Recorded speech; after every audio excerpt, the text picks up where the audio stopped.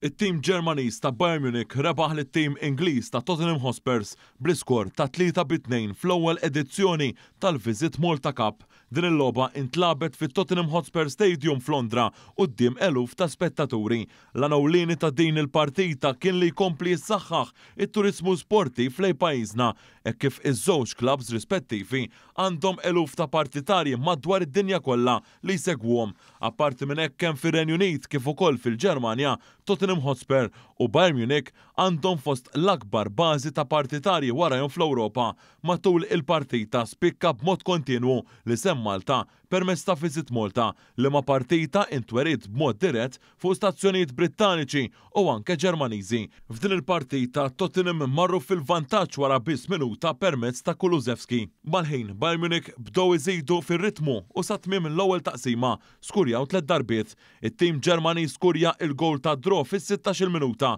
u mar fil-vantaġġ ftit tal-ħin wara it-30 minuta permezz ta' Gnabry li poġġa lill-Ġermaniżi għal-ewwel darba fil-vantaġġ. Eżatt qabel l-intervall il-veteran Thomas Muller għamilha 3-1 favur Bayern Munich. L-Spurs ħarġu aħjar fit-tieni 45 minuta bl-Iżvediż Dejan Kulusevski irreġistra doppjetta personali hekk kif skorja it-tieni gowl tiegħu u l-aħħar wieħed fil-konfront fil-61 minuta. Sa tmiem il-partita l-iskorba għaddak ta' 3-2.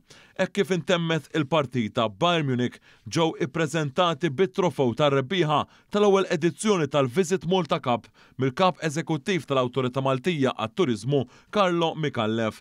Wara din il-logħba tkellimna mal-plejer Ingliż ta' Bayern Munich Harry Kane li din il-partita kienet waħda emozzjonanti għalih hekk kif lagħab kontra l-ex tim tiegħu u kellu dan il-messaġġ għall partitarji Maltin. Thanks for all the support. It's great to get on the pitch today.